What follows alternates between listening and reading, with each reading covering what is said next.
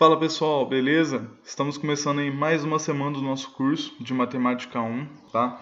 E essa semana começaremos um novo assunto, em que nós vamos falar de geometria espacial, tá?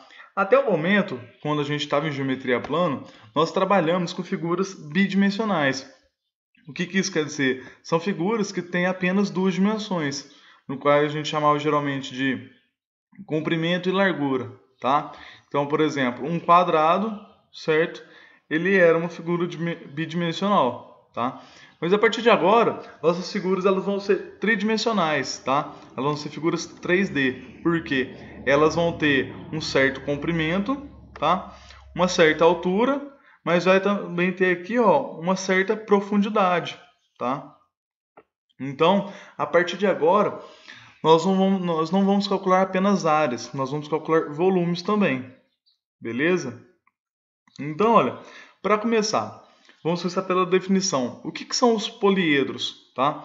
Os poliedros são sólidos geométricos, são figuras geométricas espaciais formadas por polígonos. Tá? Então, vocês vão perceber que vai ter uma certa similaridade entre polígono e poliedro. Tá? Vocês vão ver que tem algumas características que são muito parecidas. Tá? O poliedro ele tem algumas características fundamentais. A primeira é a face, tá? O que é a face de um poliedro? Eu vou colocar aqui para a gente um cubo, tá? A face nada mais é que cada polígono do poliedro, tá? É cada lado desse nosso poliedro. Então, por exemplo, essa aqui, ó, é uma face nossa, tá? Essa aqui é uma outra face, certo? Aqui é uma face e nós temos mais três faces. Uma que está aqui atrás, uma desse lado e uma que está por baixo, certo? Então, por exemplo, o cubo ele tem 6 faces, beleza? Então, geralmente a gente associa a face com um polígono, tá? Por exemplo, o poliedro ele é formado por faces. O cubo, por exemplo, ele é formado por 6 polígonos, tá? E por isso depois a gente vai ver qual que é o nome específico do cubo, tá? O nome matemático do cubo. Bom, a segunda característica de poliedro são as arestas, tá? O que são as arestas? As arestas são os lados que ligam esses polígonos, tá? Então, por exemplo, deixa eu pegar uma cor aqui, pegar o verde, tá? Então, olha, essa aqui, ó, ela é uma aresta, tá vendo? Toda essa linha preta. Essa é uma aresta, essa é uma aresta, essa é uma aresta, essa é uma aresta, essa é uma aresta, e assim por diante. Beleza? Lembrando que aqui, ó, no fundo nós temos mais arestas, certo? Que o cubo ele faz assim, ó, na parte de trás dele. Não vai ficar tão bom, mas só pra gente ter uma ideia, tá? Então ele tem mais arestas, não só isso que a gente está vendo, porque a gente tem o lado de trás do cubo também. Perfeito? Bom, e a terceira coisa importante que o poliedro tem são os vértices, tá? O que são os vértices? Os vértices são as ligações dessas arestas, tá? São onde essas arestas elas se encontram. Então, por exemplo, esse aqui é um vértice, esse aqui é outro vértice, aqui tem mais vértice, mais um vértice, e assim por diante. Então, vocês observem que é basicamente muito parecido com os polígonos, tá? Porque, por exemplo, nos polígonos, quando a gente tinha, por exemplo, um quadrado, tá? O que nós chamávamos de vértice? Era o ponto de ligação, certo? Então a mesma coisa vai acontecer com os nossos poliedros, tá? E uma observação importante a gente fazer que a gente vai trabalhar são as figuras com superfície arredondada, tá? Que geralmente vão ser esfera, cilindro e etc. Geralmente para quando essa figura ela tem superfície arredondada, nós chamamos eles de corpos redondos, beleza? Mas essa é uma observação importante para a gente tomar. Beleza. Bom, a segunda coisa que eu quero falar com vocês, o que é um poliedro convexo, tá? Vocês lembram quando a gente falava de o polígono convexo? Por exemplo, se eu tinha um polígono aqui, certo?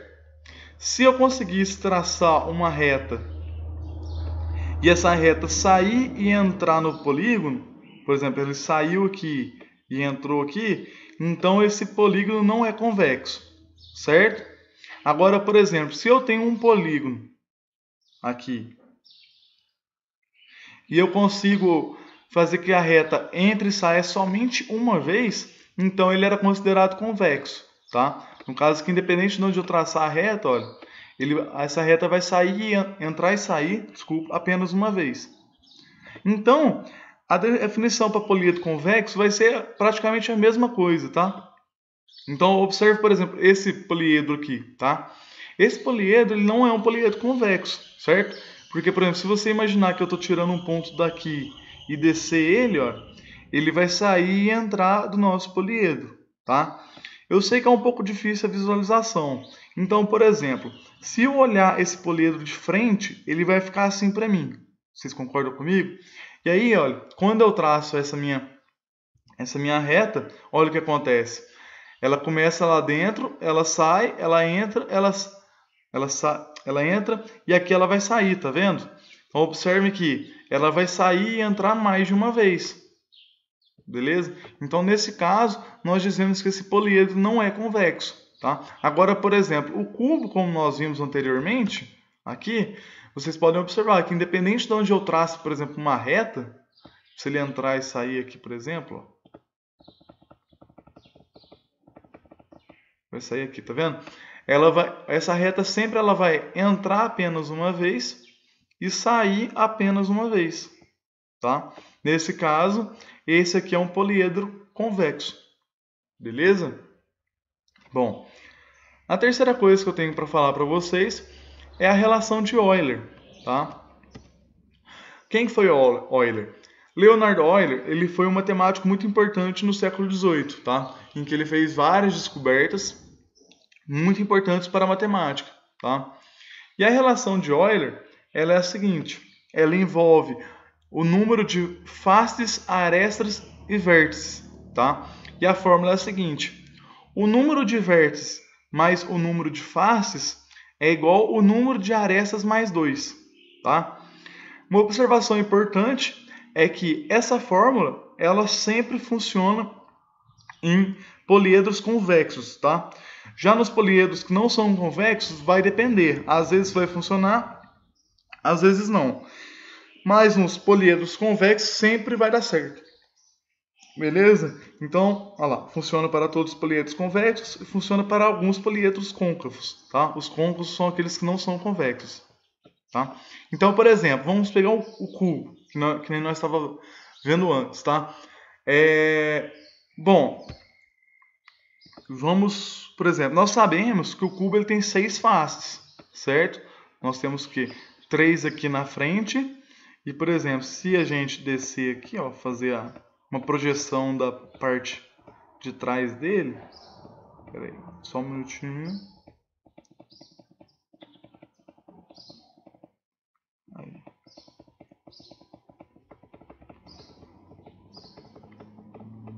Certo? Nós temos aqui, ó, esse quadrado de trás é a nossa quarta face. Nós temos uma aqui na lateral que não está aparecendo, que é a nossa quinta face. E nós temos aqui por baixo, que é a nossa sexta face. Então, por exemplo, nós sabemos que o número de faces de um cubo é igual a 6, certo? Bom, vamos contar os vértices agora. Vou pegar outra cor aqui.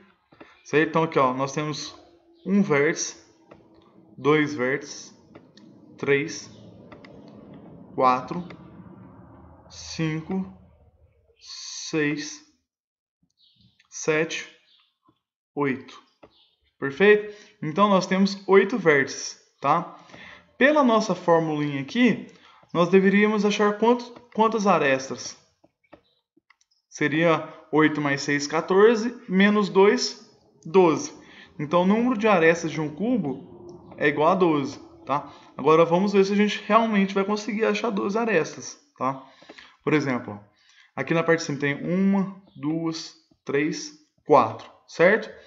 E aqui na parte de baixo, 1, 2, 3, 4. Já são 8. E agora nós temos mais 4 na vertical, tá vendo? Mais 1, 2, 3, 4. Então, realmente, nós temos 12 arestas, tá? Então, provando que a nossa fórmula, ela funciona. Beleza? Bom, professor, qual o macete para lembrar dessa fórmula, tá? Tem uma frase que a gente utiliza, tá? Para decorar essa fórmula, para a gente não esquecer. A frase é a seguinte: vamos fazer amor a dois? Então, essa é a frase que o pessoal usa, mas vocês podem adaptar da maneira que vocês acharem melhor, tá? Então, vamos fazer amor a dois? Sempre dá certo, beleza? Bom, agora nós vamos falar um pouco sobre os sólidos platônicos, tá? Os sólidos platônicos, eles são convexos, tá? E aqui estão os nossos sólidos platônicos. Uma observação importante de fazer é que existem apenas 5 sólidos platônicos, que são esses aqui, tá? E esses sólidos platônicos, eles têm as características deles. Por exemplo, a primeira eu já disse para vocês que eles são convexos, tá? A segunda característica é que eles são formados por polígonos regulares.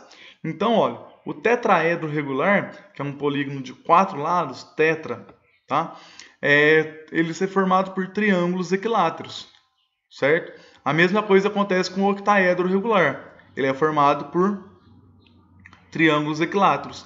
No caso do hexaedro regular, que é o que a gente chama de cubo, tá? A gente chama de cubo, mas o nome dele é hexaedro regular, tá? Ele é formado por quadrados. O dodecaedro, que é um poliedro de 12 faces, tá?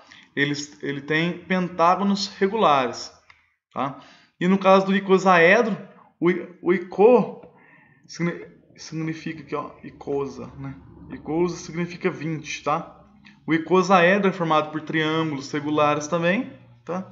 E temos 20 faces aqui. Perfeito? Uma outra característica dos sólidos platônicos é que todos os vértices recebem a mesma quantidade de arestas, tá? Então, por exemplo, vamos olhar nesse dodecaedro aqui, tá? Esse aqui é um vértice, tá? E se vocês observarem, ó, esse vértice ele recebe 3 arestas, 1, 2, 3, tá? E isso vai acontecer em todo o poliedro, tá? Aqui, olha para você ver, esse vértice recebe 1, 2, 3, tá?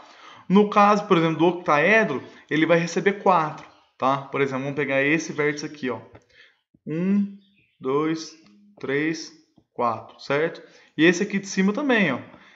1, 2, 3 e aquele lá do fundinho, ó, 4. Então, esse é mais uma característica dos sólidos platônicos, tá?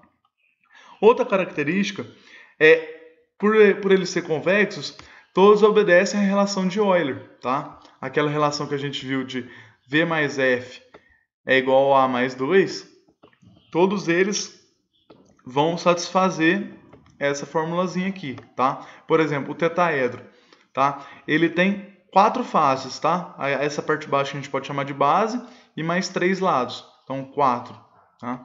E ele tem, por exemplo, ó, 1, 2, 3, tem 4 vértices também. Então, olha, o número de arestas vai ser igual a 6, certo?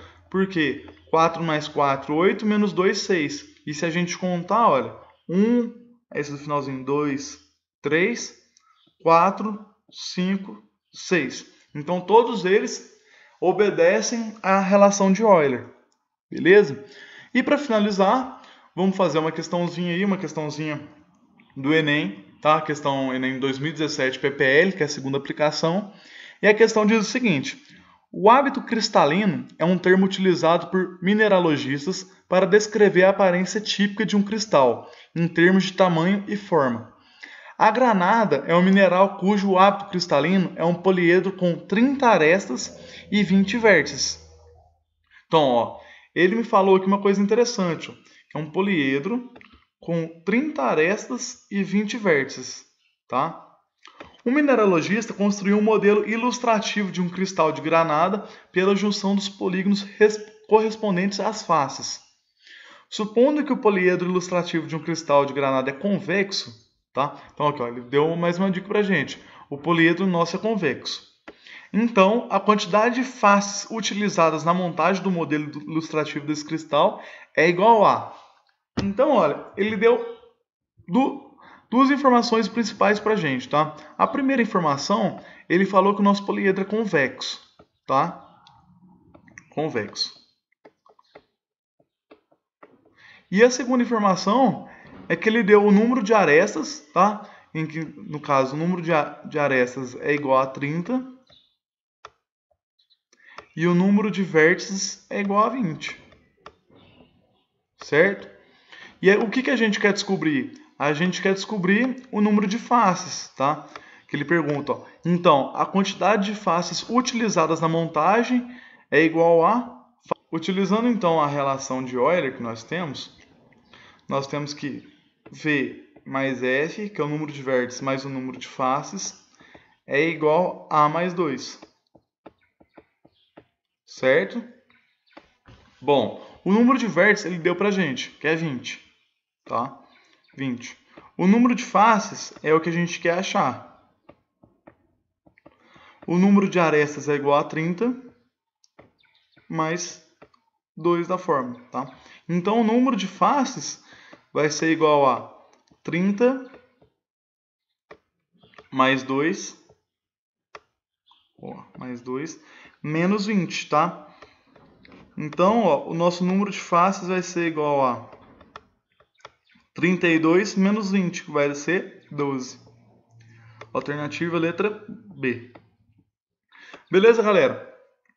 A aula dessa semana é só isso. Como eu tinha prometido para vocês, ia fazer uma aula mais curta essa semana. Então, bons estudos para vocês.